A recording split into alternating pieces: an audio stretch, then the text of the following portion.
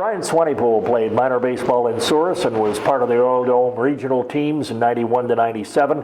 96 and 97 he was with the Manitoba youth teams and also had great experiences with the Carmen Goldeyes junior teams in the late 90s. Went to college in the U.S., played at a couple of colleges there, was an all-conference catcher, 15-time All-Star in the Manitoba Senior Baseball League, 6-time champion with the Cloverleafs in that league, and also was on a silver medal winning team at the Nationals. Highest finish for a Manitoba team since the 70s, it should be noted. Bryan, in your early baseball days, who do you credit as your biggest influencers? Yeah, my parents, my father played fastball actually when I was young. So my earliest memories are going around watching the Barleys play fastball and definitely hooked from a young age from watching that. What about special players that you may have played with along the way? Who comes to mind? Oh man, lots of guys from the youth team days up until college and through senior. Just there's a lot. From a senior standpoint, guys like Dean McBride and Jamie Waddell Hodgson, who are here for sure, right? They jump out, and the people you play against, the Shane Moffats and Dale Hunters, and a lot of guys. I'm missing a whole bunch, but those are top of mind. You mentioned U.S. college. You played for two colleges in the U.S., and with Valley State, you were an all-conference catcher. What's the U.S. college baseball experience like for a young man from Canada, particularly from Souris? Yeah, it's pretty eye-opening, right? At 17, I was 17, went down to Iowa and played in Iowa for 2 years, and yeah, we weren't at home anymore, right? So, you know, the workouts were different, the players were different, the level was completely different, right? So you go from being, you know, pretty good in Manitoba to, you know, everybody's as good as you on a roster of 25, right? It's crazy. How big a shock was that for you? The first few days were massive. It was, you don't really know what you're getting into, right? You hear stories, and I was lucky. I had some buddies down there that could kind of help ease that process in, but until you get your feet wet and start practicing, you know, you don't really know what you're in for. Is there a particular piece of advice you'd give to a young Manitoba baseball player who's looking at an education and a career in U.S. college baseball?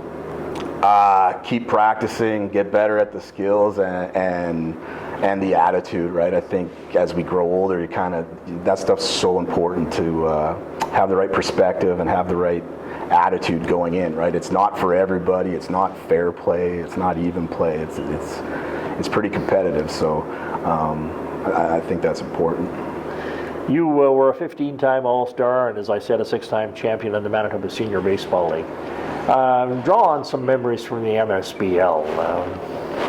Yeah, you know, the early years in the MSBL, the Souris team that we were with kind of joined as an expansion when I was young, and you know, we got some lessons taught to us, and then obviously this past 2001, I think we took a hiatus. So I joined the Cloverleafs, and yeah, nothing but memories, great memories from there. This group of guys there that were there for a long time, and you know, we got to do a lot of things together. The Nationals you mentioned, winning championships.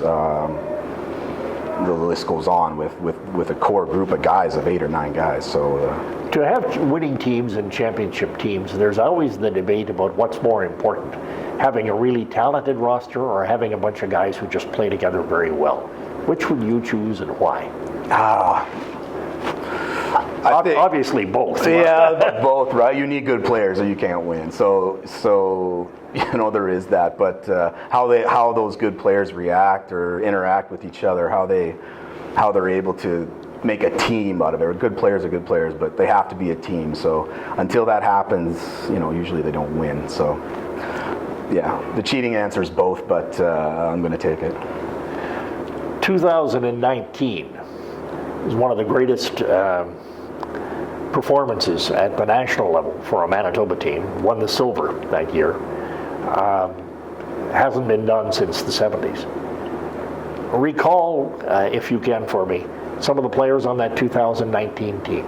And tell me about them. Yeah, we had, kind of the core group there to start with, Hodge and Dito and Lyle Wright, Ryan Potter, myself,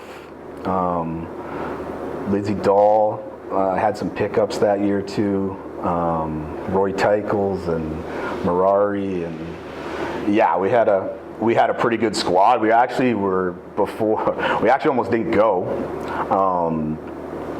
At the end of the season, there's a lot to do for nationals, right? The way it was lining up, and expenses and the money and all this type of stuff, and players were hurt, so it was pretty close to not just pulling the plug before that. So luckily the stars lined up, and we played well that week. Tell me about playing that week. What was that like, and again, what memories come to mind? Yeah, that was the first one in senior, and again, just the spectacle of it, right? The BCs and Saskatchewan's out, like everybody's good. So pretty high end competition, and it's a war. It's a long week, and you play a lot of games, and you have to have the pitching. It's good experience. Did you find yourself that you were a little overwhelmed, perhaps a little awed? For the senior stuff, no. I've been early 20s at that point, and like I said, we had some older guys too that had been through this type of thing. And then I think, growing up, being at nationals and all that type of stuff since we were young, right? Like, we've been doing this since we were 14, kind of thing, a lot of us. Yeah. So, not so much nerves in that way, no. Let me ask you one final question about the Manitoba Baseball Hall of Fame. What does this honor mean to you?